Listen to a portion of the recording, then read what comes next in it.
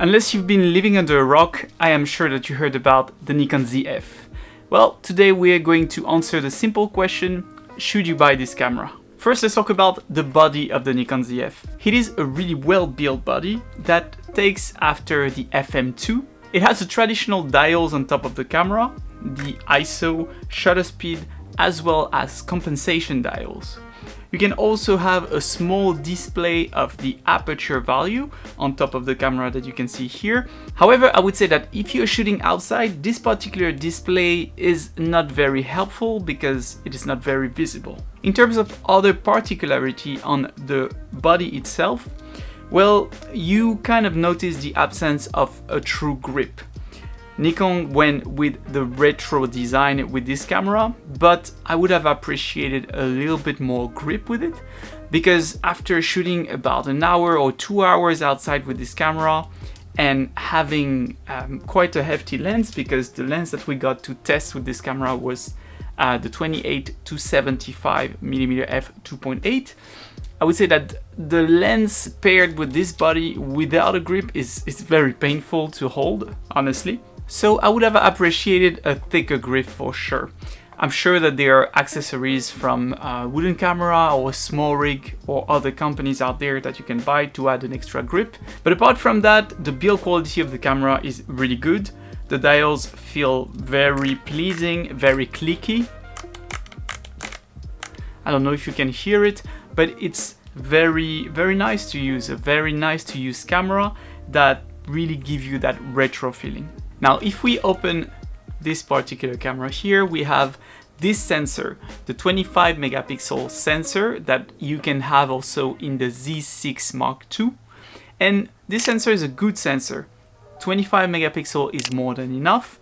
The image quality that it produces is great, and you also have a good dynamic range with this particular sensor. And overall, I would say that most users that will buy this camera would be more than satisfied with the image quality that it produces.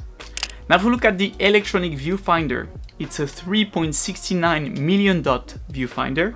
That feels very comfortable, feels very big actually when you look at it, and very bright. In terms of the screen, you have a 3.2 inches screen. However, this is not a typical photography first screen, this is a flip out screen. And I would say that I would have preferred an articulated screen over the flip out screen, because this camera is mostly geared towards photographers that are behind the camera and that are not necessarily on selfie kind of position, right?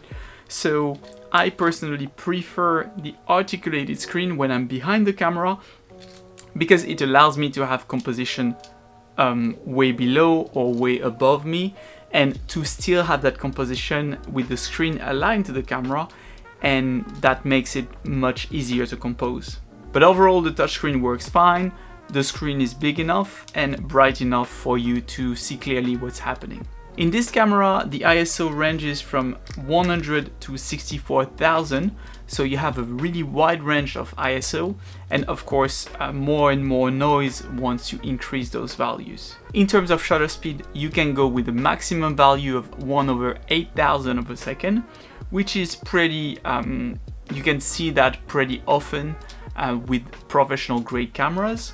So that's a good news also. And this camera is able to shoot 11 frames per second in RAW, as well as 14 frames per second in JPEG, which is not too quick, but honestly not a deal breaker at all, because I don't think that this is the kind of camera that you would want anyway for really high-paced sport photography. In terms of autofocus, this camera packs the latest X-Speed 7 from Nikon that you can have in the Z8 and the Z9, which are amazing camera when it comes to autofocus. And this is also the case for the Zf. The autofocus works really well, it's very sticky, and you now have access to subject detection, such as people, animal, plane, car, and more. So if you are in the market for a good autofocus camera with the retro kind of vibe, then definitely the Zf is something that you might want to look at. Now let's talk a little bit about connectivity on this camera. Basically, very simple on this side. You have USB-C as well as headphone jack, microphone jack, and micro HDMI. Now micro HDMI on this camera makes sense because this is not a video centric camera, but it's also good to have the capabilities to have the HDMI if you have a monitor or if you want to export the data somewhere. However, what is a little bit weirder to me is the choices that they made for the SD card slot.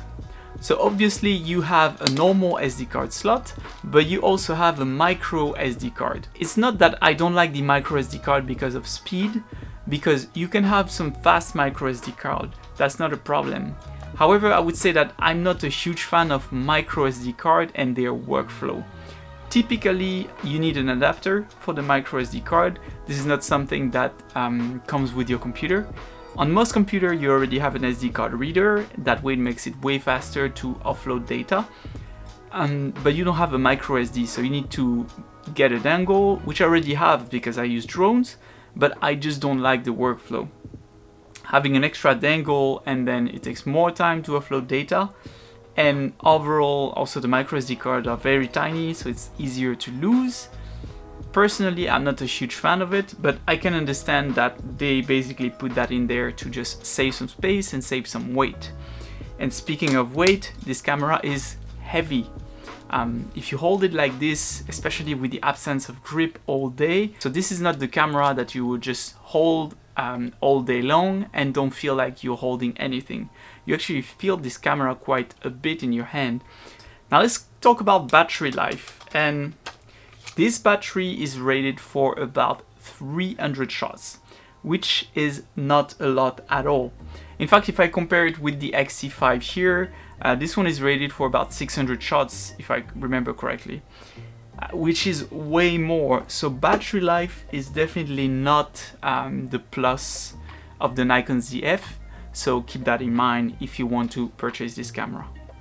In terms of IBIS with this camera, you have access to 8 stops of image stabilization, which is pretty good and pretty standard nowadays for this kind of system. So when it comes to photography, you are able to decrease a bit your shutter speed and still have access to some clean and clear images.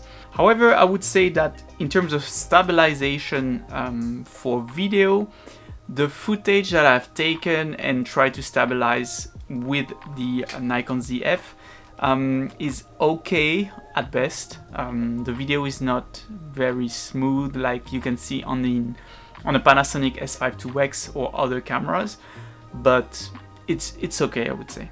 And speaking of video, with this camera, while it is not a video-centric camera, you still have access to 4K 60 with a crop, 4K 30 and everything 422, H.265 I think. So yeah, overall it's a good camera for video as well. Alright, so all these features and this retro look comes at the price tag of $2,000. But who is this camera made for? Well, if you are into the retro look, well, you have Fujifilm, but Fujifilm doesn't propose the full frame, right? So the Nikon Zf is here to compete with that. In terms of photography, I would say that the Nikon Zf excels. It is very good, great colors, but I would say that one hick for me is the overall ergonomic.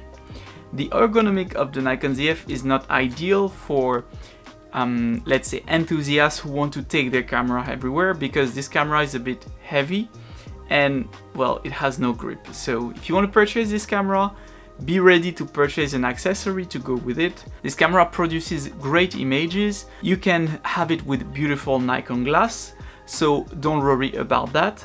So if you're a photography shooter first, you want the retro look and you want the image quality and the full frame, then definitely the Nikon Zf is made for you.